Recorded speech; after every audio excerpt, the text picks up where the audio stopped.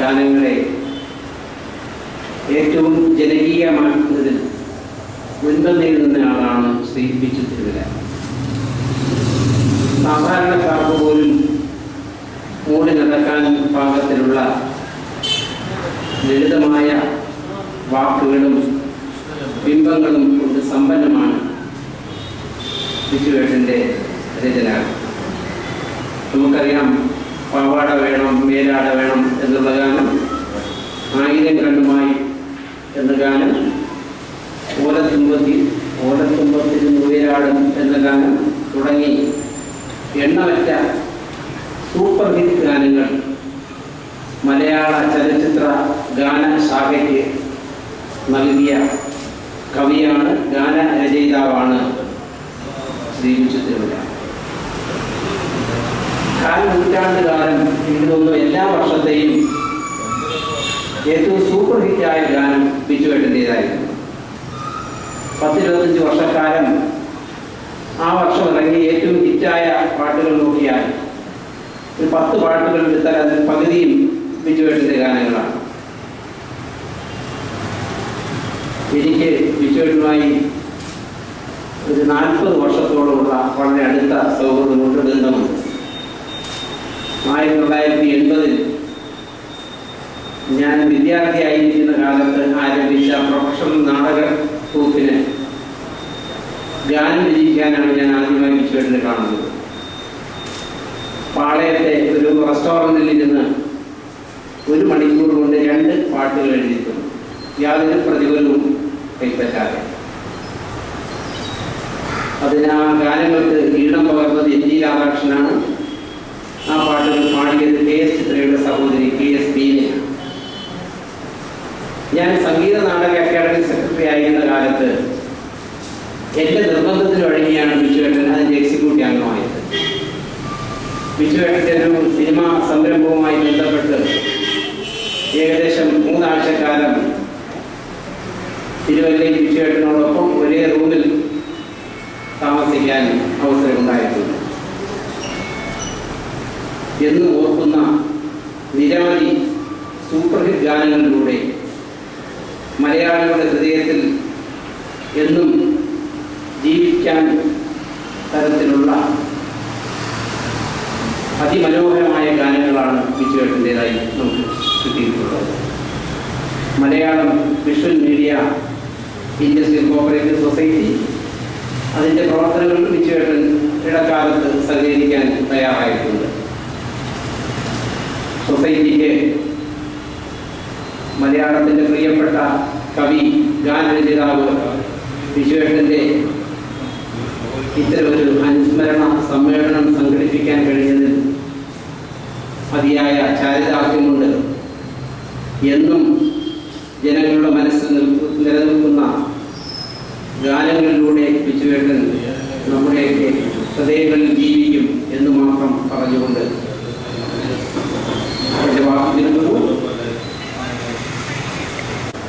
പ്രശസ്ത കവിയും ഗാനരചിതവുമായ ശ്രീ ബിജു തിരുമല അവരുടെ അനുസ്മരണ സമ്മേളനത്തിൽ പങ്കെടുക്കാൻ ഇവിടെ എത്തിച്ചേർന്നിട്ടുള്ള എല്ലാവർക്കും എൻ്റെ വിനീതമായ നമസ്കാരം.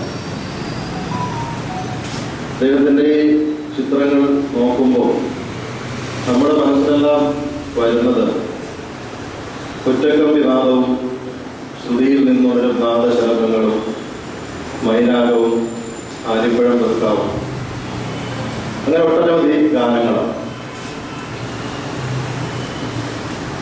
ആ സിനിമകൾ നമ്മുടെ മനസ്സിലുണ്ടായില്ലെങ്കിൽ കൂടിയും ആ ഗാനങ്ങൾ നമ്മുടെ മനസ്സിൽ ഇന്നും മായാതെ തന്നെ നിൽക്കുന്നുണ്ട്.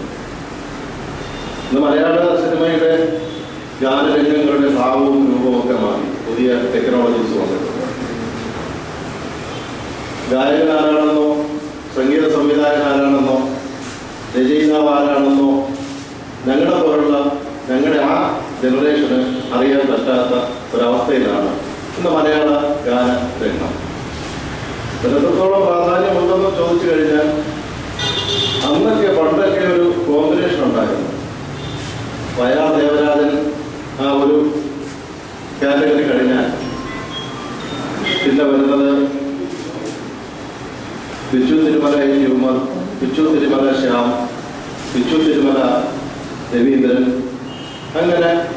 ഒരു കോമ്പിനേഷൻ ഉണ്ടായിരുന്നു. ONV, കൈതപ്രം രവീന്ദ്രൻ, നമ്മുടെ ഈ വേദിയിൽ ഉപേക്ഷനായിരിക്കുന്ന ശ്രീ K. ജയകുമാർ സാറും രവീന്ദ്രനും. നമുക്കറിയാം, നീലക്കടമ്പ് എന്നൊരു സിനിമ ഒരുപക്ഷെ നമ്മുടെ മനസ്സിലുണ്ടാവുമെന്ന് എനിക്ക് തോന്നുന്നില്ല. അത് റിലീസ് ചെയ്തിട്ടൊന്നും പോലും അറിയില്ല. പക്ഷെ അതിലെ ഗാനങ്ങൾ ഇത്ര വർഷമായി, അതൊക്കെ എനിക്കൊരു 10-40 വർഷമായി കാണും, 35 വർഷത്തോളമായി കാണുമെന്ന് എനിക്ക് തോന്നുന്നു. നീലക്കടമ്പുകൾ പൂത്തതാൽ, കുടജാതിരിയിലും, പിന്നെ എൻ്റെ ഇഷ്ടഗാനങ്ങളിൽ ഏറ്റവും പ്രിയപ്പെട്ടതായ ദീപം കയ്യിൽ സന്ധ്യാദീപം എന്നുള്ളൊരു ഗാനം. ഒരു കോമ്പിനേഷനാണ്. ആ ഗാനം കേട്ടാൽ നമുക്കറിയാം, ഈ രചനയ്ക്ക് ഇത്രയും നല്ല സംഗീതം കൊടുക്കാൻ കഴിയില്ല, അല്ലെങ്കിൽ ഈ സംഗീതത്തിന് ഇത്രയും നല്ല രചന കൊടുക്കാൻ കഴിയില്ല എന്നുള്ള അത്രയ്ക്കൊരു കോമ്പിനേഷനായിരുന്നു. ഇന്ന് അത്തരത്തിലുള്ള ഒരു കൂട്ടുകെട്ടയില്ല. നമ്മുടെയൊക്കെ ഈ ചാനലില് മത്സരങ്ങൾ കാണുമ്പോൾ, കുട്ടികൾ പഴയ പാട്ടുകൾ കാണുമ്പോൾ ജഡ്ജസ് പറയുന്നത് നമുക്ക് അറിയാൻ പറ്റും, ഇന്ന സ്ഥലത്ത് അത് തെറ്റിയെന്നുള്ളത്.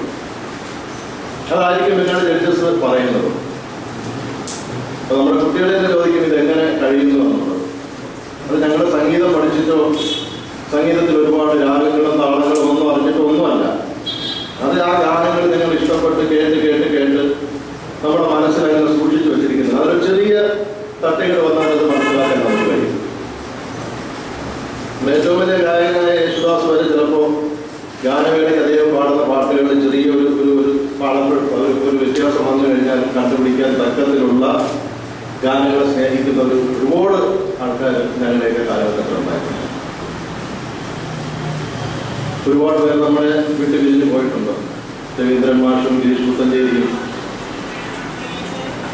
ജോൺസണും ഒക്കെ അതിൻ്റെ കൂട്ടത്തിൽ ഇപ്പോൾ വിശ്വസിക്കുന്നത്.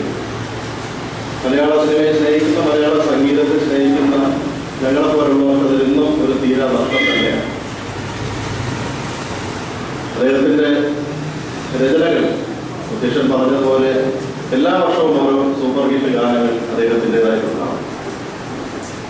നല്ല കാലങ്ങളുടെ വസന്തകാലം കഴിഞ്ഞു എന്നൊന്നും പറയുന്നില്ല. ഞങ്ങൾക്ക് ഏറെ പ്രതീക്ഷയുണ്ട് ഇനിയും മലയാള ചലച്ചിത്ര ഗാനങ്ങൾ അതിൻ്റെ പൂർണ്ണതയിലെത്തുമെന്നും. ഗാനങ്ങൾക്ക് അത്രയും പ്രാമുഖ്യം കൊടുത്തിരുന്ന ഒരു കാലഘട്ടം ഉണ്ടായിരുന്നു. അധികം ദീർഘിപ്പിക്കുന്നില്ല.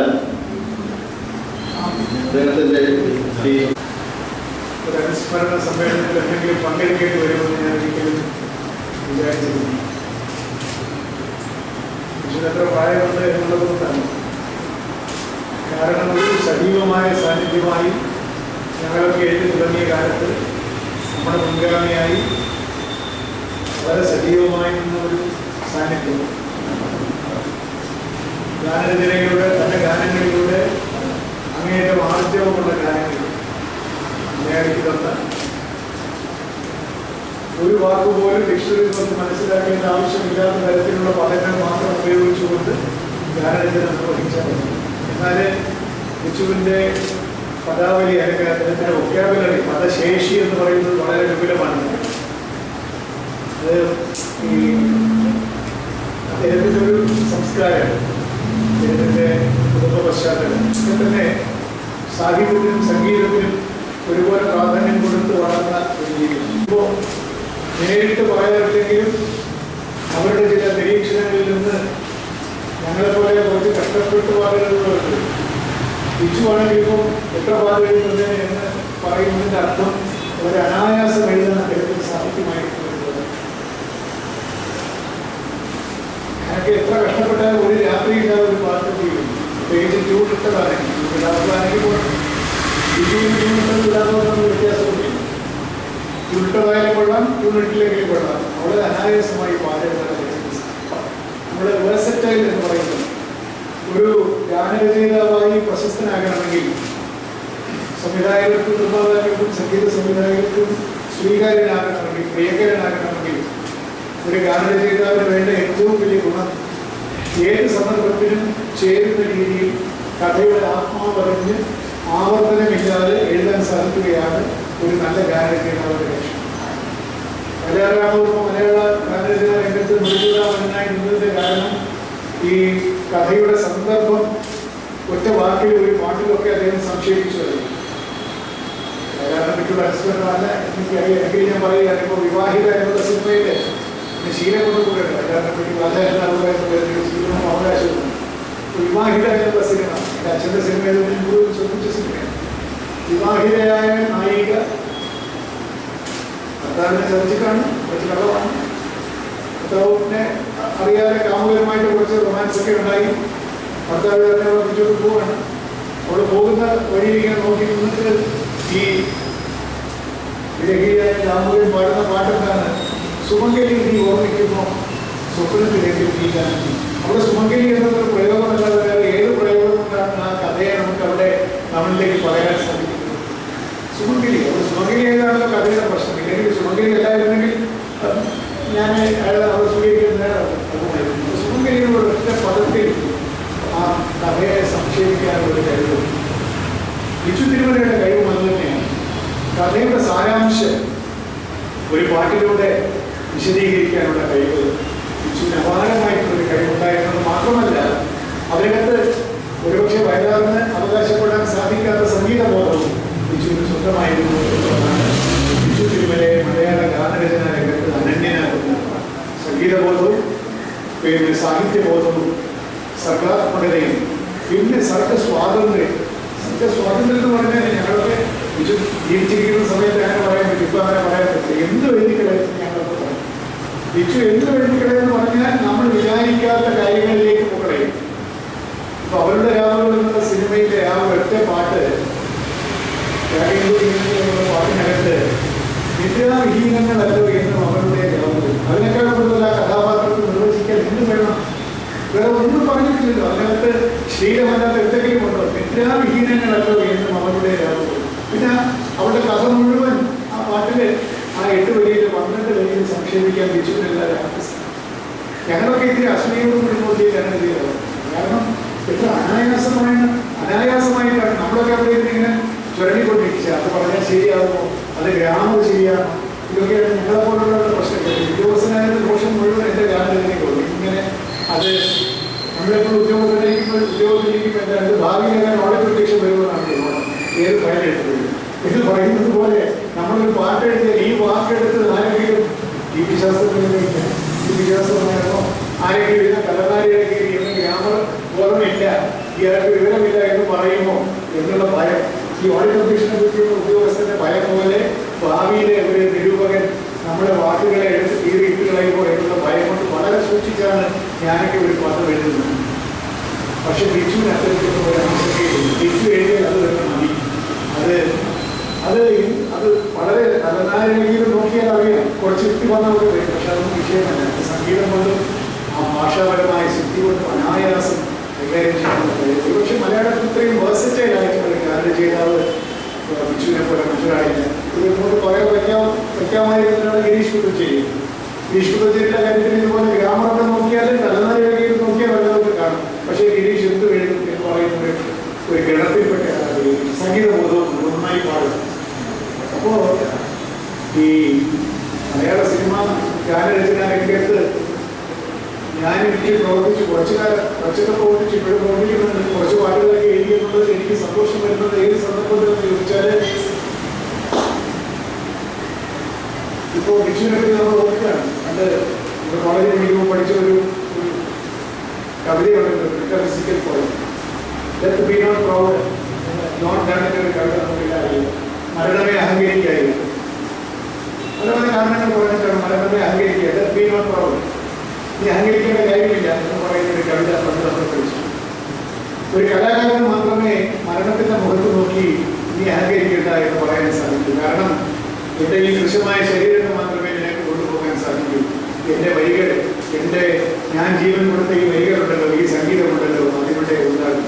ഈ ചങ്ങമ്പുഴ പറഞ്ഞില്ലേ, നീ പറഞ്ഞാലും തിരികടിക്കും എന്ന് പറഞ്ഞതുപോലെ മരണമേ നീ അഹങ്കരിക്കേണ്ട. എൻ്റെ ഈ ദൃശ്യമായിട്ടുള്ള ശരീരം നിനക്ക് ഇല്ലായ്മ ചെയ്യാൻ സാധിക്കും. പക്ഷേ എൻ്റെ ഗാനങ്ങളെ നിനക്ക് എന്ത് ചെയ്യാൻ സാധിക്കും എന്ന് ചോദിച്ചുകൊണ്ടാണ് നല്ല കലാകാരന്മാരെല്ലാം മരണത്തെ അഭിമുഖീകരിക്കുന്നത്.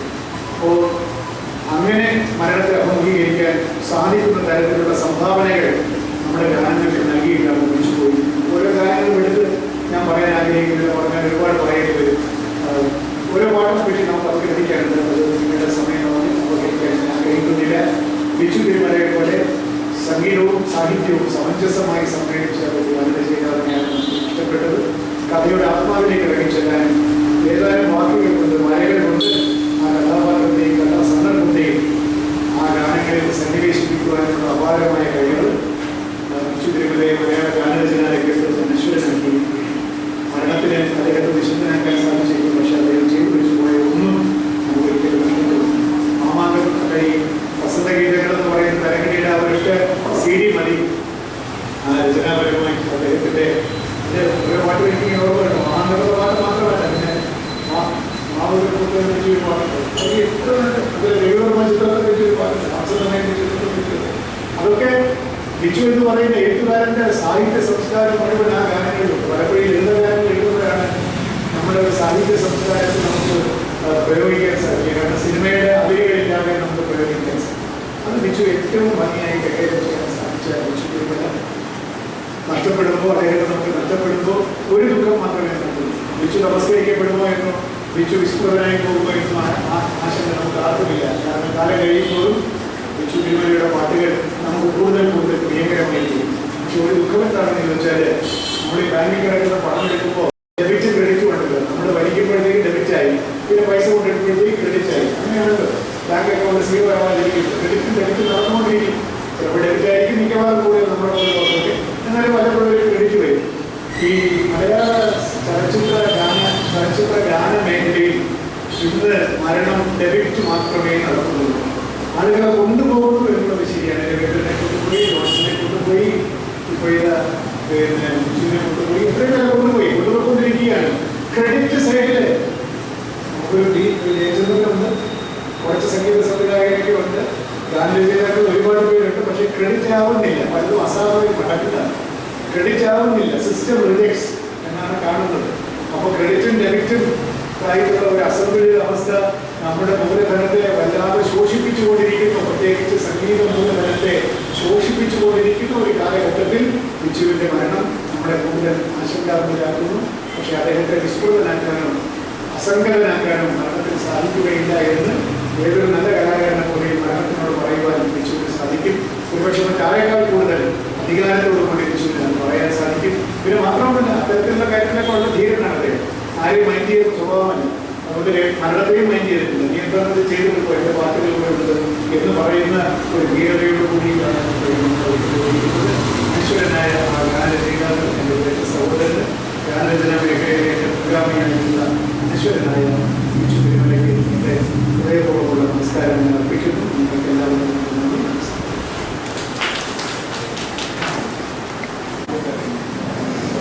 ഒരാളെ ഓർമ്മിക്കാതിരിക്കുമ്പോഴാണ് അയാൾ നമ്മൾ മരിക്കുന്നത്.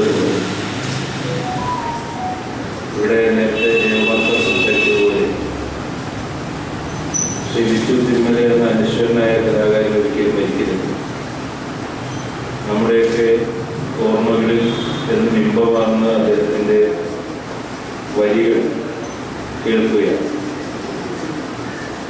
ഇവിടെ മലയാള സിനിമയെ ഫലപുഷ്കരമാക്കിയ മഹത്തായ എഴുത്തുകാരിൽ പ്രഥമ ഗണനീയന്മാരിൽ ഒരാളെന്ന് വിശേഷിപ്പിക്കാവുന്ന ഒരു വ്യക്തിത്വത്തെയാണ് മലയാളത്തിൽ തന്നെ ഒരാളെക്കുറിച്ച് കൂടുതൽ അറിയാൻ ശ്രമിക്കുന്നതായി മരിക്കുമ്പോൾ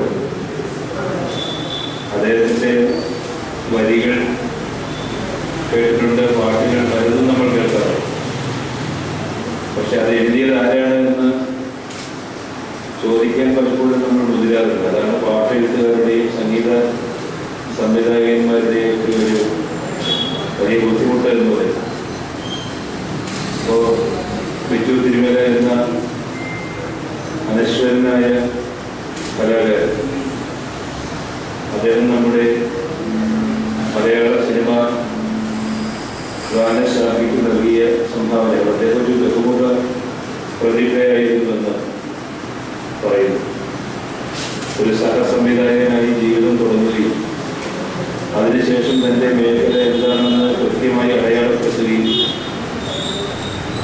ആ ഒരു കയ്യൊപ്പ് വളരെ സക്സസ് ആയി മാറുകയും ചെയ്തൊരു ജീവിതം. അവിടെയാണ് അങ്ങനെ ഒരു വ്യക്തിയെ നമ്മളെല്ലാവരും അനുസ്മരിക്കുന്നത്. നമ്മുടെ ഓർമ്മകളിൽ ശാസ്ത്രപരമായി പടരുന്ന ഒരു ജീവിതം.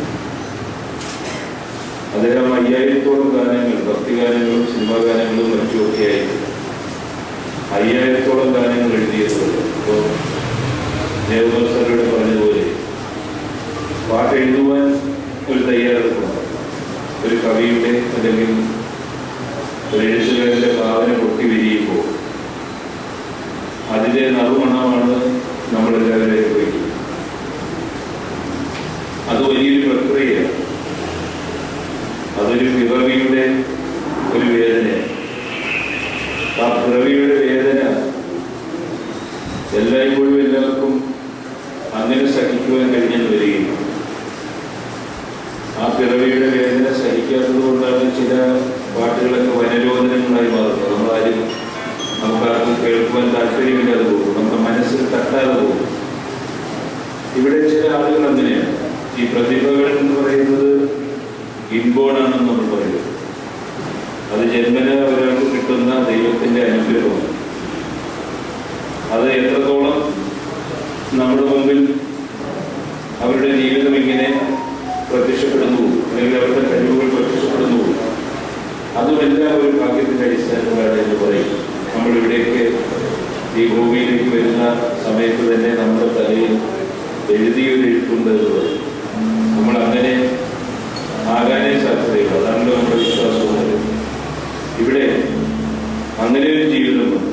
5000-ഓളം പാട്ടുകൾ എഴുതുകയും ആ പാട്ടുകളിൽ ഒപ്പുവയ്ക്കൽ നമ്മുടെ ശ്രദ്ധയിൽ വരികയും നമ്മൾ മൂടിക്കൊണ്ട് നടക്കുകയും ചെയ്തു. ഇവരുടെ നേരത്തെ പറയുകയുണ്ടായി. ഇപ്പോൾ ഒരു പാട്ട് പോലും നമ്മുടെ മനസ്സിൽ നിർത്തുന്നില്ല. എത്ര വലിയ ഹിറ്റാകുന്ന ഒരു സിനിമയായാലും ആ പാട്ടുകൾ നമ്മുടെ മനസ്സിലേക്ക് വരുന്നില്ല. ഞങ്ങളൊക്കെ തിയേറ്ററിൽ പോയി സിനിമ കാണാൻ കഴിയാത്ത ആളുകൾ യൂട്യൂബിലൊക്കെയാണ് സാധാരണ സിനിമകൾ കാണുന്നത്. പക്ഷെ ആ സിനിമകളെല്ലാം പഴയ സിനിമകളാണ്. പാട്ടുകൊണ്ട സിനിമ പോയി കണ്ട ഒരു കാലഘട്ടം നമുക്ക് എല്ലാവർക്കും ഉണ്ട്. ബിജു തിരുമലയെ പോലെയുള്ള ഒരാൾ അദ്ദേഹത്തിൻ്റെ ഗാനങ്ങൾ കൊണ്ട് ഹിറ്റായ സിനിമകളുണ്ട് എന്ന് പറയും. അങ്ങനെ പല രീതിയിൽ നമ്മുടെ ഗാനശാഖയെ, ചലച്ചിത്ര മേഖലയെ, സാഹിത്യശാഖയെ, നമ്മുടെ എഴുത്തിനെ, അതിൻ്റെ എല്ലാ ഊഷ്മളതകളും എല്ലാ തരത്തിലുള്ള ഭാവങ്ങളുമൊക്കെ നമ്മളെ അനുഭവിക്കുവാൻ കഴിഞ്ഞ ഒരു വ്യക്തി എന്നുള്ള നിലയിലാണ് അദ്ദേഹം ഇവിടെ അനശ്വരനാകുന്നത്. ഈ അവസരത്തിൽ അദ്ദേഹത്തെ അനുസ്മരിക്കുവാൻ പ്രത്യേകിച്ച് മലയാളം വിഷ്വൽ മീഡിയ കാട്ടിയ ഈ ഒരു സ്നേഹത്തോട് ഹൃദയം ചേർത്ത് വെക്കുന്നു. ഇന്നിവിടെ എത്തിയിരിക്കുന്ന എല്ലാവരോടുമുള്ള എൻ്റെ സ്നേഹാദരങ്ങൾ അറിയിക്കുന്നു. എല്ലാ നന്മകളും നേരിടുന്നു. പ്രസംഗത്തിന് ഹൃദയം കൊതിരുന്നില്ല. ദേവദാസ് സാർ സ്വാമി വിവേകവും 5000-ഓളം പാട്ടുകൾ കൊണ്ട് മലയാള ചലച്ചിത്രകാര രംഗത്തെയും മലയാളത്തിൻ്റെ സാംസ്കാരിക ലോകത്തെയും സമ്പുഷ്ടമാക്കിയ ബിജു തിരുമല സാറിനെ അനുസ്മരിച്ചുകൊണ്ട് മികച്ച നിലയിൽ വർത്തമാനം നടത്തിക്കഴിഞ്ഞു. ഗാന രംഗത്തിൽ ചലച്ചിത്ര മേഖലയിൽ വലിയ പരിചയമൊന്നുമില്ലാത്ത ഒരാളെന്നുള്ള നിലയിൽ എനിക്ക് പറയാനുള്ളത്, തലസ്ഥാനത്തെ മാധ്യമപ്രവർത്തകരുമായി അടുത്ത ബന്ധം സ്ഥാപിച്ചിരുന്ന, കൃത്യമായ സ്നേഹബന്ധം നടത്തിയിരുന്ന ആളായിരുന്നു ബിജു സാർ. തിരുവനന്തപുരം പ്രസ് ക്ലബിൻ്റെ കാര്യങ്ങളിൽ പലപ്പോഴും അന്വേഷിക്കുകയും സംസാരിക്കുകയും ഒക്കെ ചെയ്തിരുന്നു.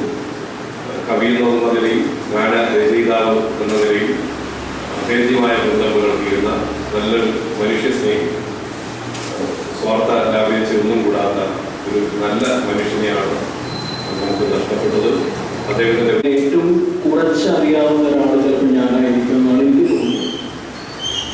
കാരണം സിനിമാ രംഗത്ത് വന്നതിന് ശേഷമാണ് എനിക്ക് ബിജുവേട്ടനുമായിട്ടുള്ള പരിചയം. അതിനു മുമ്പ് ബിജുവേട്ടനുമായിട്ടുള്ള എൻ്റെ ബന്ധം എന്ന് പറഞ്ഞാൽ ബിജുവേട്ടൻ്റെ സഹോദരിയായ സുശീലാദേവി ടീച്ചറോട് ചേർന്നുള്ള എൻ്റെ ബന്ധമാണ്. കാരണം എൻ്റെ ടീച്ചറായിരുന്നു ചിറ്റൂർ കോളേജിൽ. എന്നെ ലളിതഗാനം പാടാൻ എങ്ങനെയാണെന്നുള്ളത് പഠിപ്പിച്ച എൻ്റെ ടീച്ചറായിരുന്നു. ബിജുവേട്ടനെ ഞാൻ ആദ്യം കണ്ട ദിവസം ഒന്ന് ഓർമ്മയിൽ എടുക്കുകയാണ്. ഞാൻ അങ്ങാടിയുള്ള ചിത്രമായിട്ട് എനിക്ക് ബന്ധമൊന്നുമില്ല.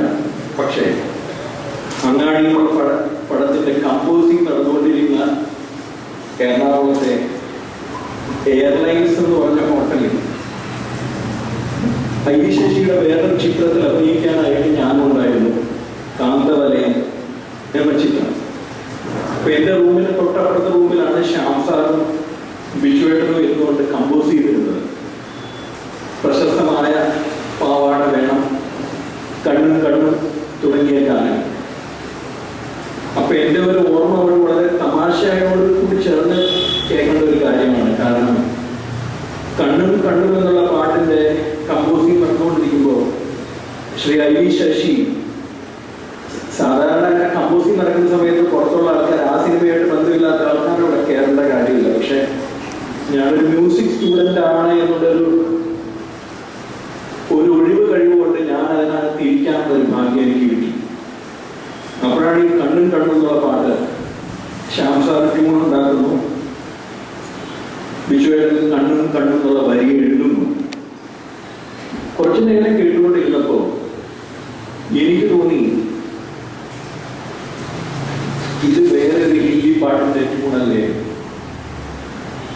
ശ്രീ ഐ ശശിയായിട്ട് അടുപ്പമുണ്ടായിരുന്നതുകൊണ്ട് ഞാൻ ശശിയേട്ടനോട് ചോദിച്ചു, രഹസ്യമായിട്ട് ചോദിച്ചു, ശശിയേട്ട ഇത്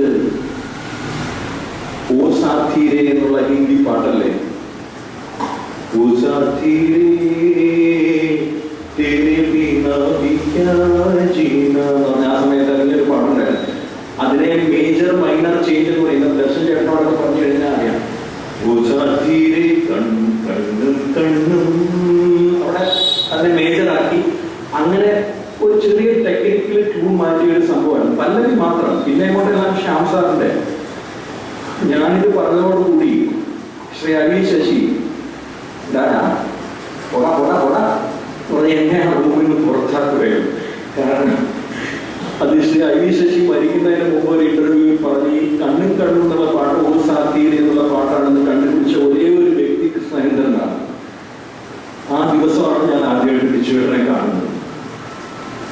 പിന്നീട് എൻ്റെ ജീവിതത്തിലെ ഏറ്റവും പ്രധാനപ്പെട്ട കാര്യമായ എൻ്റെ ആദ്യത്തെ സിനിമ കാണാം, ഈണ എന്നുള്ള ചിത്രത്തിലെ വെളിച്ചിലും ഇതെളിയുമുള്ള പാട്ട് ബിജുവേട്ടനോട് എഴുതിയത്. ശ്രീ എ ടി ഉമ്മറാണ് സംഗീതമെങ്കിലും ഉമ്മുക്കയുടെ വീട്ടിലിരുന്നു കൊണ്ട് എന്നെ പാടി പഠിപ്പിച്ചത്, പാട്ട് എഴുതി എനിക്ക് പറഞ്ഞു തന്ന് എന്നെ പാടി പഠിപ്പിച്ചത് ബിജുവേട്ടനാണ്. അങ്ങനെ നോക്കുമ്പോൾ എൻ്റെ ആദ്യത്തെ ഗുരുവാണ് സിനിമാ രംഗത്തെ, സിനിമാ സംഗീതത്തിലെ എൻ്റെ ആദ്യത്തെ ഗുരുവാണ് ബിജുവേട്ടൻ.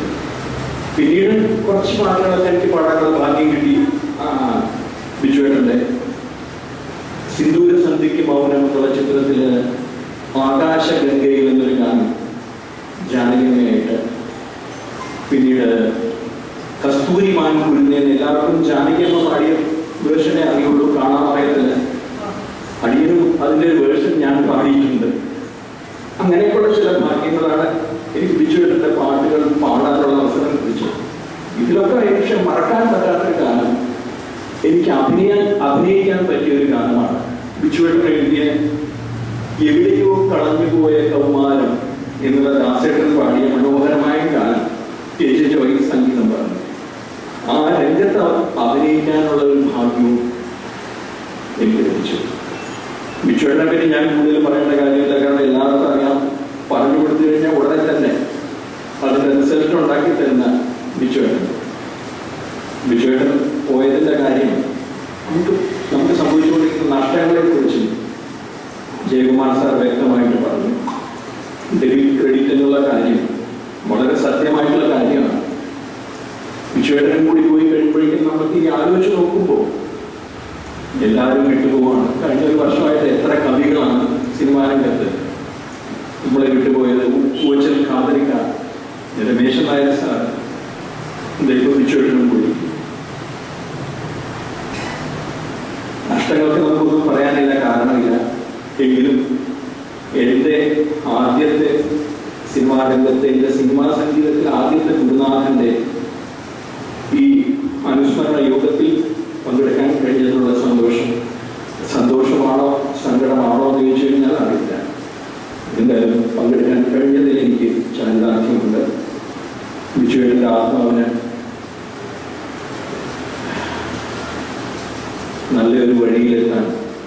ഈശ്വരൻ അനുഗ്രഹിക്കട്ടെ എന്ന് പ്രാർത്ഥിച്ചുകൊണ്ട്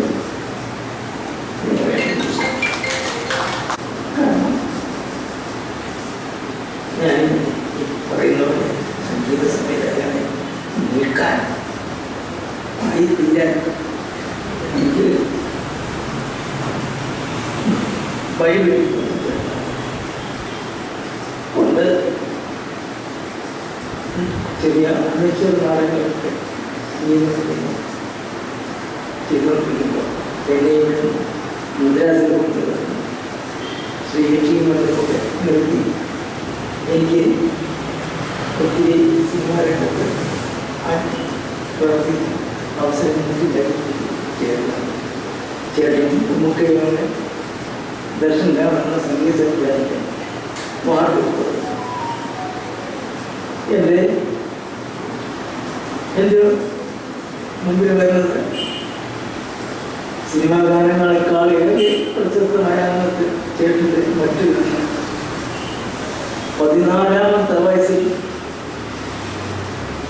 SSLC പഠിക്കുമ്പോൾ ചേട്ടൻ പൂവിനെ കുറിച്ച് ഒരു ഗാനം നോട്ട് ബുക്കിൽ എഴുതിയിട്ടുണ്ട്.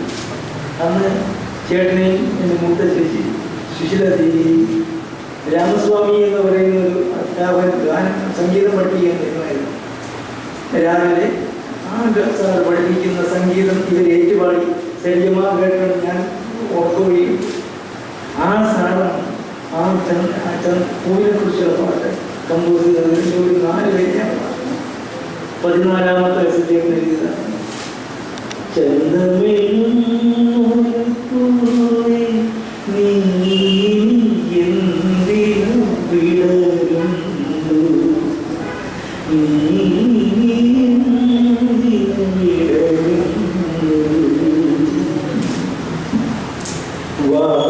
വാടിക്കുഴിയും നാളെ മോഹന വാടിയിൽ നീയും മോഹനവാടിയിൽ നീയും. അത് എനിക്ക് എഴുതി വെച്ചത് ഈ മോഹനവാടിയിൽ നിന്ന് എന്നത്തേക്ക് വെച്ചിട്ട് പോയി. ഒത്തിരിയേറെ നല്ലതും ചീത്തയും പിണക്കവും ഒക്കെ അടിച്ചും പിടിച്ചും പറഞ്ഞാണ് ഞാൻ എന്നെ കണ്ട് 12 വയസ്സിൽ പോയി മൂത്ത ചേട്ടനും അനിയനും എന്നുള്ള രീതിയിലല്ല, സുഹൃത്തുക്കളെ പോലെയാണ് ഞങ്ങളുടെ വീട്ടിലില്ലായിരുന്നു. എനിക്ക് 7 സഹോദരി സഹോദരന്മാരും എല്ലാവരും ഒരുപോലെ കളിച്ചു വളർന്ന അതിൽ നിന്ന് ആദ്യത്തെ നഷ്ടം. സിനിമ ലോകത്ത് ഉള്ള നഷ്ടം അതേക്കാൾ എൻ്റെ വ്യക്തിഗത എനിക്ക് എൻ്റെ ചേട്ടൻ്റെ ആത്മാവിൽ എന്തൊക്കെയോ പറയണം പറ്റുന്നില്ല. എല്ലാ എൻ്റെ ചേട്ടൻ്റെ ആത്മാവിനെ നിത്യശാന്തിയിലിരിക്കട്ടെ എന്ന് ഈശ്വരനോട് പ്രാർത്ഥിക്കുന്നു. ഞാൻ ഇവിടെ വന്നു